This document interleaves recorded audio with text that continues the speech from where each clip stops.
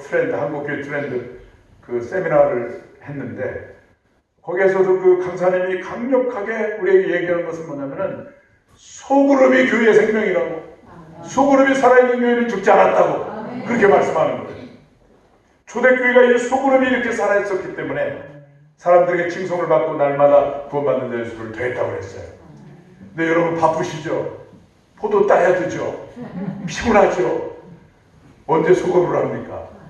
그러나 그럼에도 불구하고 소그룹을 구역 예배 또는 셀 뭐 여러 가지로 표현하는데 꼭 참여하셔가지고 소그룹이 살아야 교회가 삽니다. 소그룹을 통해서 교회가 뭔가를 그 진정한 맛을 경험할 수가 있는 거예요. 초대교회가 그런 교회였는데, 그런데 초대교회가 너무나 아름답고 그런 교회였는데 한 가지 아주 중요한 것을 빠뜨렸어요. 뭘 빠뜨렸을까요? 하나님의 선교 명령을 빠뜨렸어요. 사도행전 1장 8절에 보면 성령이 너희에게 임하시면 너희가 권능을 받고 예루살렘과 온 유대와 사마리아와 땅 끝까지 이르러 내 증인이 되리라 하시니라. 이 주님의 마지막 명령이잖아요. 그걸 빠뜨렸어요. 왜 빠뜨렸을까? 우리들끼리 모이는 것이 너무 좋아. 너무 좋아. 그러다가 선교를 잃어버렸어. 이거 뭐라고 그러냐면은 변화산 신드롬이라고 해요. 다른 사람들보다 변화산 신드롬. 변화산에 그 예수님이 3명의 제자들과 갔는데 거기에 보니까 막 변형되신 예수님과 더불어 승천했던 엘리야도 있고 또 모세도 있고, 그 광경이 너무너무 좋으니까 베드로가 뭐라고 얘기했나요?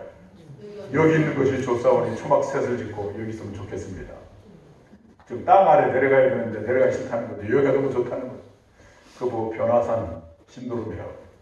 우리끼리 너무나 좋으니까 거기 새 가족이 오거나 안 믿는 사람이 오는 거 이게 안 좋은 거야. 우리끼리 너무 좋은데 판을 깬다는 거야.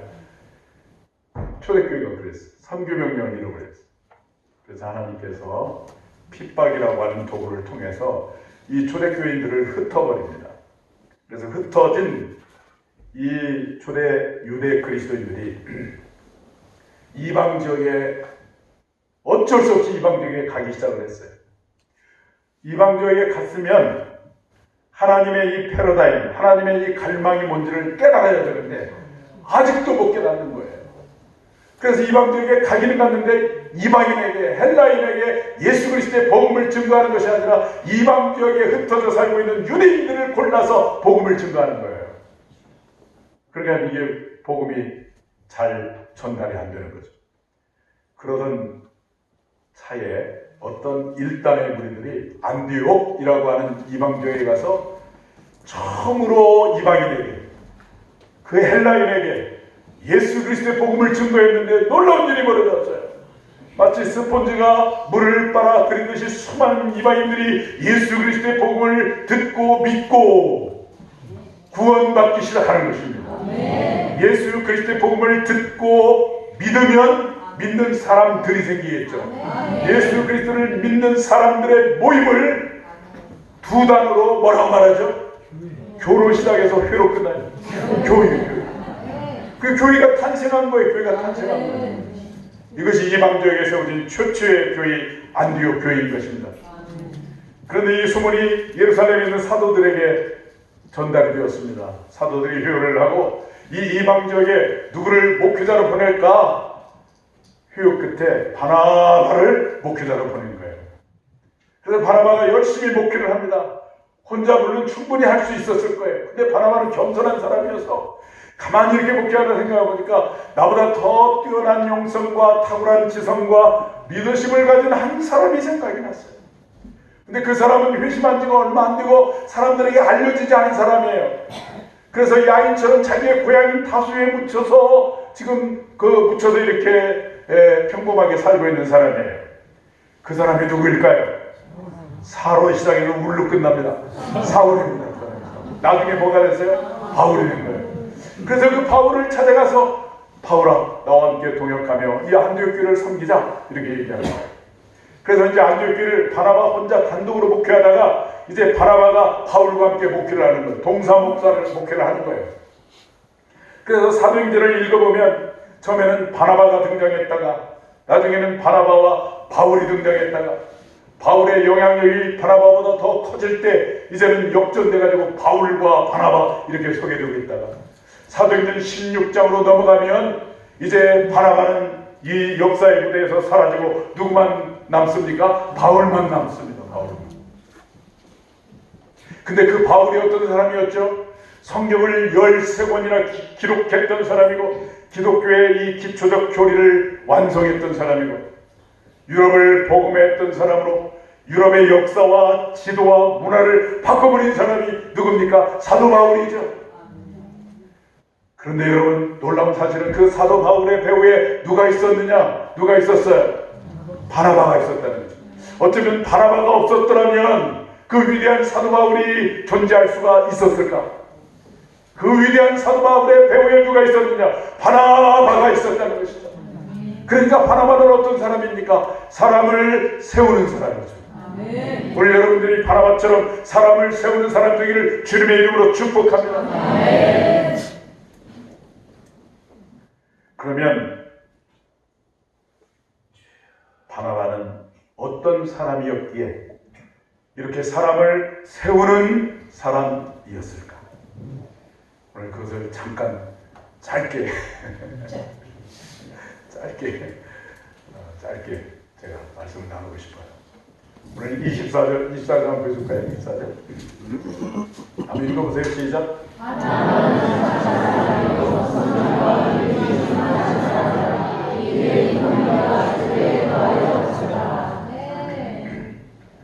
바나바를 소개할 때 어떤 사람으로 소개하고 있습니까? 착한 사람이라고 하는 단어가 여기 한 번 나옵니다. 착한 사람. 근데 착한 사람이라고 하는 말은 사역을 하는 데 있어서 가장 기본이 되는 인격의 사람이다. 이렇게 말할 수가 있어요. 여러분 영적인 사역, 영혼을 이렇게 섬기고 전도하고 그 사람을 하나님의 사람으로 온전하게 세워가고 이걸 영적 사역이라고 그래요. 그 배후에는 또 마귀가 얼마나 방해합니까? 처절한 영적 싸움도 싸워야 되고 이런 영적 사역이 쉬울까요? 어려울까요? 어렵습니다. 안 해본 사람은 몰라요. 어려운지 쉬운지. 근데 직접 해본 사람은 정말 어려워요. 처음에 이렇게 우리 교회가 목장을 이렇게 구성해서 처음에 섬기니까 사람들이 막 반응해주고 그러니까 너무너무 좋은 거예요. 근데 계속해서 일방적으로 섬기는 것이 목자의 삶이거든요. 자기 가정을 오픈하고 식사를 준비해서 대접하고 섬기고 새벽에 나와서 중보기도 해줘. 이게 성령 충만하지 않냐면 불평이 생기는 육신이 불평하기 시작하거든요. 그 컴플레인을 이제 목사한테 하는 거. 그럼 목사는 그걸 다 받아주고 또 동기부여해주고 이게 사실 쉽지 않은 거거든요. 그러다가 깨닫는 거예요. 한 6개월쯤 되면 나의 언변이나 나의 직분, 장로라고 하는 직분이나 또 어떤 신앙 지식이나 이것이 사람을 변화시키는 것이 아니구나. 그걸 깨닫는 거예요. 주님 앞에 나와서 무릎을 꿇죠. 저렇게 무릎을 꿇죠. 그리고 기도하죠. 그때부터 기도하기 시작하는 거예요. 영적인 사역은 참 어려워요. 저는 표현하기를 전쟁터에 병사가 포탄을 안고 적진에 뛰어가는 것과 같은 것이다. 장애물이 얼마나 많겠어요. 적이 파놓은 함정이 얼마나 많겠어요. 목표도 그런 목표예요. 제가 지나온 날을 이렇게 반추해 보면 목표도 그런 것 같아요. 그래서 항상 저는 이렇게 안심할 수가 없어요. 저 밑바닥에 제가 앉아있으려고 노력하고 마음을 뺏기지 않으려고 노력하고 그래서 제가 설교단에 올라오기 전에 내가 늘 고백하고 제가 다짐하는 말씀이 갈라디아서 2장 20절 나는 그리스도와 함께 십자가에 못 박혀 죽었습니다. 그런즉 이제는 내가 산 것이 아니라 내 안에 주님이 사십니다. 그런데 이제 그 주님과 연합하여 나는 예수 그리스도의 생명으로 사는 존재이오니 하나님 나를 불쌍히 여겨주시고 오직 성령님께서 나를 온전히 지배해 주시고 사로잡아 주시옵소서. 그런 다음에 여기 설교단에 올라와요. 그러자면 내 감정이 나올 수도 있고 그럴 수도 있잖아요. 영적 사역은 그런 것과 같아요. 그 병사가 이렇게 포탄을 안고 적진에 뛰어드는 것과 같아요. 그렇기 때문에 영적 사역을 잘 감당하기 위해서는 우리에게 무엇이 필요합니까? 여러 가지가 필요하겠죠. 어떤 은사도 필요하고 언변도 좋아야 되고 말도 잘해야 되고 경영하는 능력도 있어야 되고 마케팅 기법도 있어야 되고 다 있어야 되겠지만 그러나 그것이 그런 영적 사역을 끝까지 감당하게 하는 요인은 아닙니다. 무엇이 감당하게 하는 요인이냐? 인격입니다. 인격이 중요한 거예요. 그럼 인격이 뭐냐? D.L. 무디라고 하는 목사님이 하신 말씀을 빌 하이벨스 목사님이 인용해서 말씀하셨어요. 우리 최 목사님이 서재에 보니까 그 빌 하이벨스 목사님 책이 하나 있더라고요. 아무도 보이지 않을 때의 나가 나의 인격이라는 거예요. 이게 무슨 말이냐면은 주일과 월요일이 동일하고 교회 안에 있을 때와 교회 밖에 있을 때가 동일하고 여러 사람이 있을 때와 나 혼자 있을 때가 동일하다면 그 사람은 인격의 사람이다. 이렇게 볼 수 있다는 거예요. 영어로 표현은 인테그리티라고 하는데 그게 쉽지 않잖아요. 여러 사람이 있을 때는 이게 목사로서 이게 어떤 예의를 갖추면서 이렇게 있을 수 있지만 나 혼자 있을 때는 그 흐트러질 수가 있잖아요. 근데 그것이 동일한 것이 인격이라는 거예요. 근데 이런 인격을 갖추는 게 쉽지 않죠. 제가 대학교 때 읽었던 책 가운데 고든 맥도날드 목사님 쓴 책이 있는데 영적인 열정을 회복하라라고 하는 책이 있는데 거기 보니까 두 종류의 사람을 소개하고 있는데 하나는 쫓기는 사람, 영어로 드리븐 피플이 있다는 쫓기는 사람. 쫓기는 사람의 마음이 분주해요. 마음이 불안해요. 이 사람의 관심은 사람의 칭찬에 있어요. 사람의 시선과 평판이 중요해요. 이런 쫓기는 사람의 대표적인 사람이 누구일까? 사울이 대표적인 사람. 이 사울은 블레셋과 전투를 벌이는데 블레셋 군인들은 아주 전열을 잘 가다듬고 금방 전쟁 준비를 다 갖추고 있는데 이스라엘 백성들은 우압지졸입니다. 제사장 겸 선지자인 사무엘이 빨리 와서 제사를 지내고 전쟁 준비를 해야 되는데 아직 오지 않는 겁니다. 마음이 조급합니다. 불안합니다. 그러니까 이 사울이 제사장이 해야 할 제사를 자기가 지내고 말았어요. 또 두 번째 사울의 실패는 아말렉과 전투할 때에 아말렉을 다 진멸하라고 하나님이 분명히 말씀했음에도 불구하고 전쟁에 승리한 후에 아말렉의 왕을 살려주고 살찐 짐승을 살려줬어요.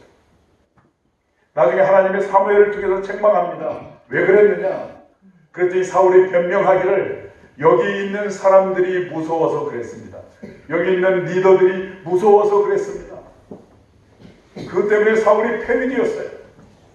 사울은 누구에게 민감한 사람이었느냐? 사람의 시선과 사람의 평판에 민감한 사람이었어요. 보이지 않는 하나님은 아예 그의 마음속에 계시지 않았어요.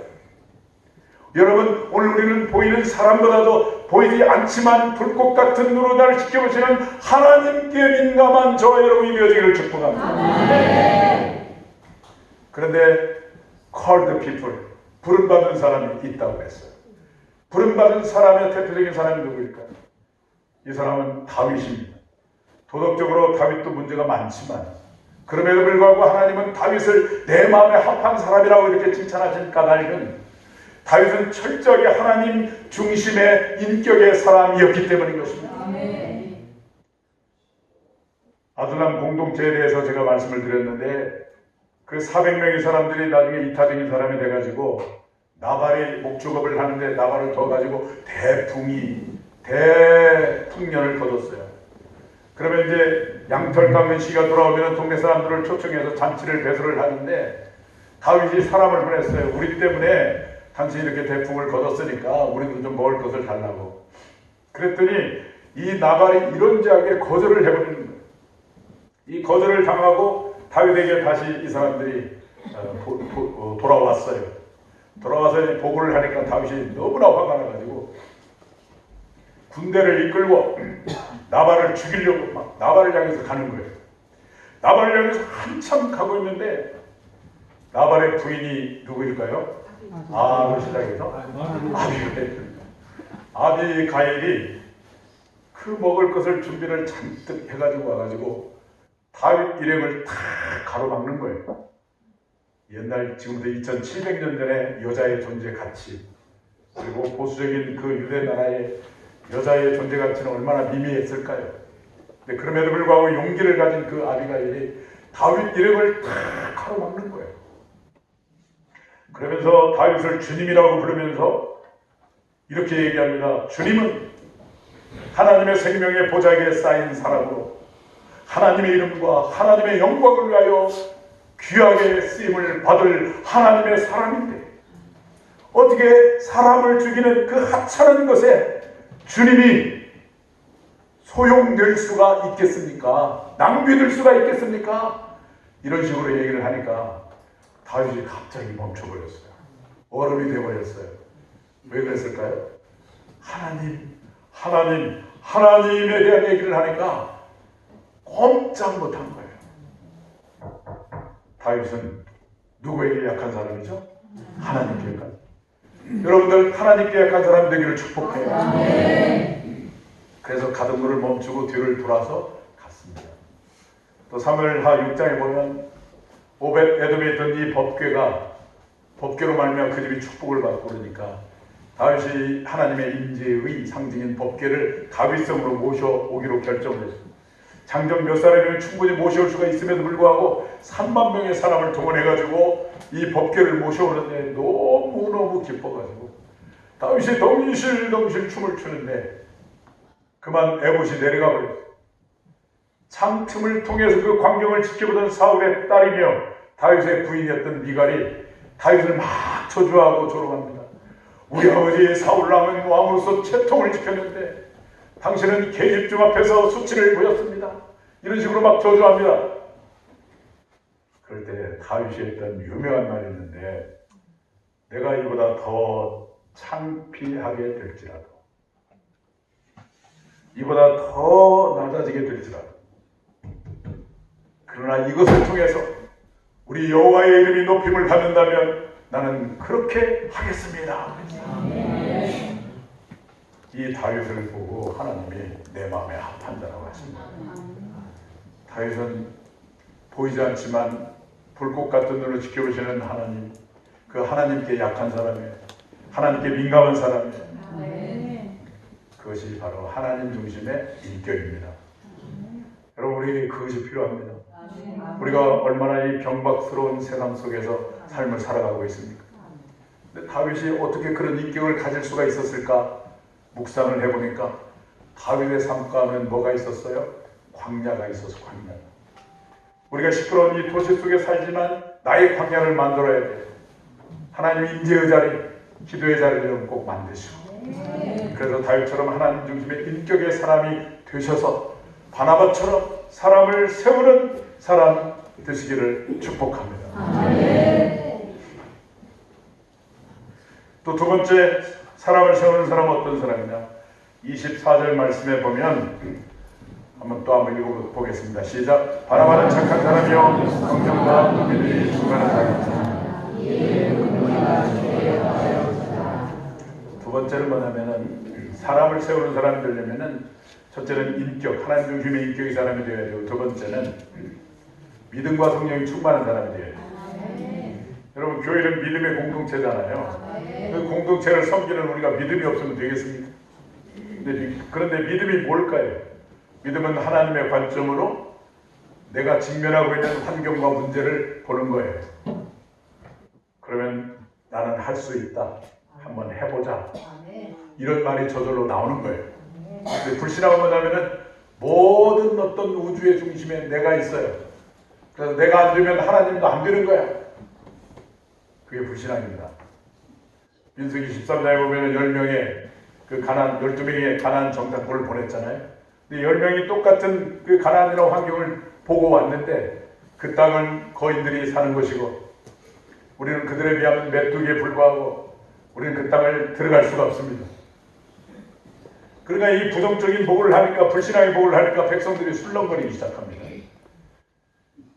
그러니까 우리 말이 중요한 거예요. 여러분 언제나 말이 믿음의 말, 축복의 말이 되어지기를 축복합니다. 그래서 저는 우리 장로님 가운데도 어떤 문제를 뭔가 이렇게 제안을 하면은 안 됩니다 이렇게 말하시는 분을 이렇게 들으면은 참 마음이 절벽이에요. 그럼 우리가 하나님을 못 믿어요. 그렇죠? 그래요. 우리 기도해 봅시다. 방법을 찾아봅시다. 그래야죠. 여러분 하나님을, 위대하신 하나님을 위대하게 믿기를 축복합니다. 근데 이제 갈렙이 딱 나타나가지고 뭐라 얘기하냐면 여호와께서 우리와 함께 하시면 우리는 능히 그 땅을 점령할 수가 있습니다. 그들은 우리의 밥입니다 그랬잖아요. 근데 민수기 13장을 계속 읽어보니까 10명의 부정적 복을 했던 사람은 그 자리에 죽더라고요. 역사의 무대에서 사라져요. 하나님 나라에 불필요한 사람인 거예요. 그런데 여호수아 갈렙은 계속해서 하나님 앞에 쓰임을 받는 거예요. 여러분 누가 하나님 나라의 주인공이냐? 믿음의 사람이 주인공이에요. 여러분들이 믿음의 사람이 되어지기를 축복해요. 그 다음에 또 한 가지는 성령의 사람이 되어야 합니다. 교회는 성령의 공동체, 어떤 신학자는 교회는 성령의 피조물이라고 그랬습니다. 성령 충만 하셔야 우리가 다른 사람을 섬길 수가 있고 사람을 세울 수가 있습니다.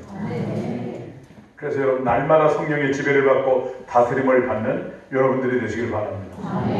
우리가 똑같은 어떤 환경을 보는데 성령 충만한 상태에서 그 환경을 보는 것하고 성령 충만하지 않은 상태에서 환경을 보는 것하고는 하늘과 땅만큼의 차이가 있어요.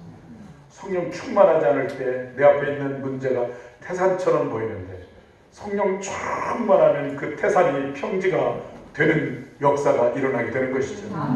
그래서 스가랴 4장 6절에 이는 힘으로 되지 아니하고 능으로 되지 아니하나 오직 여호와의 신으로 되느니라 말씀하셨어요. 이 태산이 평지가 될 것이라고 말씀하셨어요. 이게 성령 충만이 이렇게 중요한 거예요. 그 똑같은 환경이에요. 근데 그 환경을 거뜬하게 넘어설 수 있는 그런 힘이 우리에게 주어지는 것입니다. 사도 바울이 복음을 증거하니까 바울을 따라다니면서 괴롭힌 사람들이 있었는데 그 유대주의자들이 할례를 주장하는 유대주의자들이 사도 바울을 늘 괴롭힙니다. 구원을 받는 것이 예수를 믿어야만 구원 받는 것이 아니라 예수를 믿어야 하지만 우리처럼 할례를 받아야 된다고. 그러니까 사도 바울이 뭐라고 얘기합니까? 무엇이 진짜 할례당이냐? 육신의 할례가 할례가 아니라 외모를 취하지 아니하고 성령으로 봉사하는 사람이 진짜 할례다. 이렇게 말씀했어요. 여러분 성령으로 충만한 가운데 봉사하시고 섬기시고 그럴 때 여러분들 중에서 사람이 세워지는 역사가 일어나게 되는 것입니다. 세 번째로 사람을 세우는 사람이 되기 위해서는 첫째는 뭐라고 그래요? 첫째는 하나님 중심의 인격의 사람, 두 번째는 믿음과 성령이 충만한 사람, 세 번째는 26절 한번 보여주세요. 26절 다 같이 한번 읽어보겠습니다. 시작. 만남의 안디옥에 데리고 와서 교회 1년간 모여서 큰 무리를 가르쳤고 제자들이 안디옥에서 비로소 그리스도인이라 일컬음을 받게 되었다. 세 번째, 우리가 다른 사람을 세우는 사람이 되려면은 말씀의 사람이 되어야 합니다. 이 바울과 바나바가 1년 동안 안디옥 그 그리스도인들을 가르쳤더니 그 이방인들이 이 그리스도인들을 뭐라고 불러줬다고요? 그리스도인, 영어로 뭐라고 해요? 크리스찬이라고 불러줬다. 아마 그 사람들은 비아냥거리는 의미에서 예수쟁이 뭐 이런 식으로 불러줬을 거예요. 크리스찬이라는 말이 거기서 기원된 거예요. 예수님을 닮은 사람이라는 거죠. 여러분 말씀은 우리의 삶을 변화시키는 생명입니다. 아멘. 말씀은 생명이에요. 아멘. 그 생명은 반드시 변화에 대한 비전이 있는 거예요. 아멘. 말씀은 어떤 이념이나 이데올로기나 교리가 아닌 것입니다. 아멘. 말씀은 생명이기 때문에 말씀이 임하면 반드시 거기에 변화가 일어나게 되어 있는 것입니다. 슬픔이 기쁨이 되고 미움이 사랑으로 바뀌어지고 절망이 소망으로 바뀌어지는 거예요. 이게 말씀의 능력인 것입니다. 또 뿐만 아니라 말씀은 길입니다. 사과로 막혀있을 때 여러분들이 무엇을 붙잡아야 되냐면 막 돈 꾸러 막 은행 다니고 누구 만나고 그러기 전에 먼저 무엇을 붙들어야 되냐면 말씀을 붙들어야 되는 말씀을 붙들어야 돼요. 그러는 중에 말씀을 통해 하나님이 우리의 길을 열어주시는 것입니다.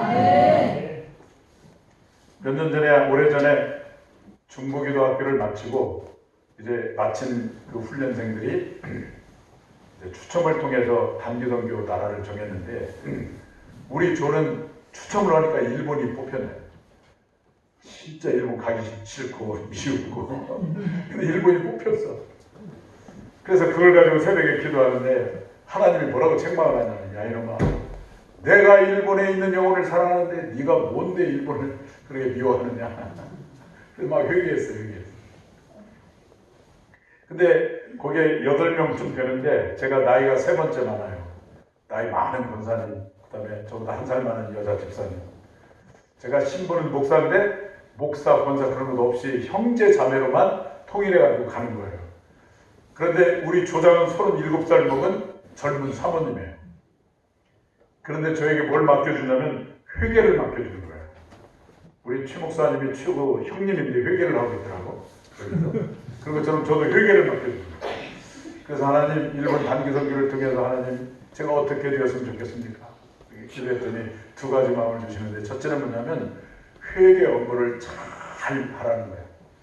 목사로서 회개를 해봤어야지. 이번 교회 이게 이 돈 관리하는 것을 잘 하라는 거예요. 돈 관리를 어떻게 하냐면은 단기선교 매일매일 하잖아요. 물 한 병도 조장의 허락 없이는 못 사 먹어요. 뭘 샀으면 반드시 영수증이 있어야 되고 총액과 남은 돈이 이렇게 딱 맞아야 잠을 잡니다. 그 정도로 그런 회계 업무를 제가 맡았어요. 그 다음에 2번째는 하나님 어떤 마음을 주셨냐면 철저하게 순종해요. 나이가 젊건 그거 상관없이 절대 복종하라. 저는 이 2가지 목적을 가지고 제가 그 일본 그 요코하마라고 하는 도시에 갔어요. 그런데 우리가 무슨 계획을 세우고 프로그램을 가지고 간 것이 아니었어요. 무조건 그냥 믿음으로 갔어요. 가서 하루에 3번 뭘 했냐면 2시간씩 말씀 기도를 했어요. 새벽에 일어나서 말씀 기도 2시간, 아침 먹고 또 말씀 기도 오전에 또 하고, 또 저녁에 잠자기 전에 말씀 기도 또 하고.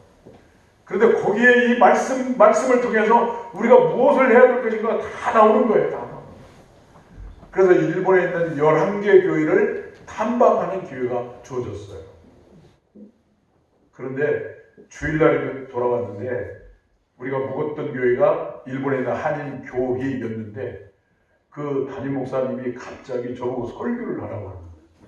설교하려고 제가 간 거 아니잖아요. 그래서 설교를 했어요. 그랬더니 이제 12개 정도의 일본 교회들을 방문할 때마다 계속해서 저는 설교를 했어요. 저는 순종하는 것하고 회개하는 것, 이 2가지 하려고 갔는데 12번이나 설교를 하고 왔어요. 무엇을 통해서 하나님이 길을 열어주셨을까요? 우리가 계획을 세운 것도 아니고 말씀과 기도로 나갔더니 하나님이 우리의 길을 너무나 정확하고 분명하게 인도해 주신 거예요. 여러분 사방으로 길이 막힐 때 무엇이 우리의 길이 됩니까? 하나님의 말씀이 여러분의 길이 되는 줄로 믿습니다. 그래서 우리는 말씀의 사람이 교회에 하는 거예요. 말씀을 늘 읽고 또 묵상하고 또 암송하고 이것이 우리에게 능력이 되는 거예요. 그럴 때 우리가 다른 사람을 세우는 사람이 될 수가 있는 것입니다. 오늘 마지막 날인데 사람을 중요하게 생각하고 사람을 포기하지 아니하고 사람을 그 어떤 사람이라도 하나님의 사람으로 세워가는 여러분 모두가 되기를 축복합니다. 그러기 위해서는 여러분이 어떤 사람이 되어야 한다고요? 하나님 중심의 인격의 사람이고, 2번째는 믿음과 성령이 충만한 사람이고, 3번째는 말씀의 사람이 되는 거예요. 이런 삶을 사셔서 정말 많은 사람을 한 사람 한 사람을 온전히 세워가고 여러분의 교회가 정말 더 풍성하고 영적으로 더 뜨거워지고 영적으로 또 부흥하는 그런 여러분들의 교회가 되기를 축복합니다. 자, 이 시간 기도하겠습니다. 기도할 때 우리가 결심하셨으면 좋겠습니다.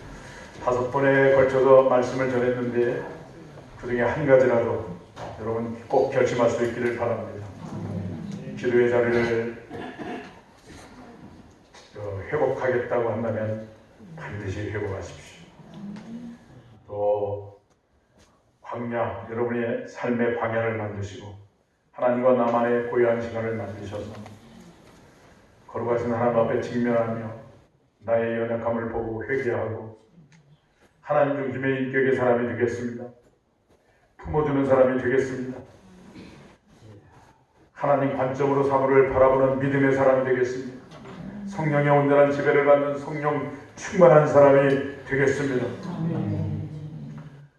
여러분 결단할 거 있으면 이 시간 하나님 앞에 결단하시기 바랍니다. 주님 한번 외치고 간절히 기도하겠습니다. 주님 한번 외치겠습니다. 주여, 아버지 하나님 은혜를 감사합니다. 우리에게 통지표를 허락하여 주시며 순간순간 이 종을 통해서 말씀해 주신 그 말씀들을 우리가 온전하게 기억하며 아버지 하나님의 마음에 새기며 결단하는 저희들이 되어지기를 간절히 원합니다. 아버지 하나님, 주님, 아버지 하나님, 우리가 속한 공동체가 성령의 공동체가 되기를 원합니다. 성령님이 운행하시고 역사하는 공동체가 되어지기를 원합니다. 그러기 위해서는 아버지 하나님, 기도의 자리를 회복하는 데 되게 하여 주시고 간절히 기도하고 부르짖는 동안에 성령님 우리 가운데 임재하여 주셔서 아버지 하나님, 성령님이 운행하시고 교통하는 나가 나유 같은 공동체가 되어지기를 원합니다. 곳에서 하나님의 보를 받게 하여 주시며 성령의 역사를 체험하게 도와주시며 진정한 삶의 목적으로 바뀌어지는 저희들이 되게 하여 주시기를 원합니다. 아버지 하나님의 기도의 자리를 회복함으로 아버지 하나님 성령님이 우리를 지배하고 다스려 주심으로 공동체가 영성의 소유자가 되게 도와주시고 사랑하는 지체들을 품어주고 사랑하고 용납하고 용서함으로 감동을 주는 공동체가 되어지길 간절히 원하고 기도합니다. 아버지 하나님, 우리가 주 마음을 복제하려 하고 하나님께 편을 청함으로 기도할 때마다 응답을 받고 공포소 같은 하나님의 은혜를 체험하고 악한 영이 한 길로 왔다가 일곱 길로 달아나는 세상과 사탄이 감당할 수 없는 우리 모두가 되게 하여 주시기를 간절히 원하고 기도합니다. 아버지 하나님을 두려워하고 하나님 앞에 정직함으로 참된 경건을 회복하는 저희들 되게 하여 주시기를 원합니다. 나도 어렵고 힘들지만 나보다 더 어려운 것을 섬김으로 진정한 경건의 능력을 갖춘 우리 모두가 되게 하여 주시고 세상과 타협하지 않게 도와주시고 세상 속에 보냄을 받은 그리스도로 당당하게 살아가는 저희들이 되기를 원합니다. 아버지 하나님의 뿐만 아니라 오늘 우리가 사람을 세우는 사람이 되기를 원합니다. 하나가 같은 사람이 되기를 원합니다. 그 위해서는 아버지 하나님이여 하나님 중심의 인격의 사람이 되기를 원합니다. 주여, 외모이 닿는 하나님을 더 두려워하게 하시고 그 하나님이 크게 보여지게 도와주시고 아버지 하나님 그 하나님 중심의 인격의 사람이 되게 하시고 믿음과 성령이 충만한 사람이 되게 도와주시고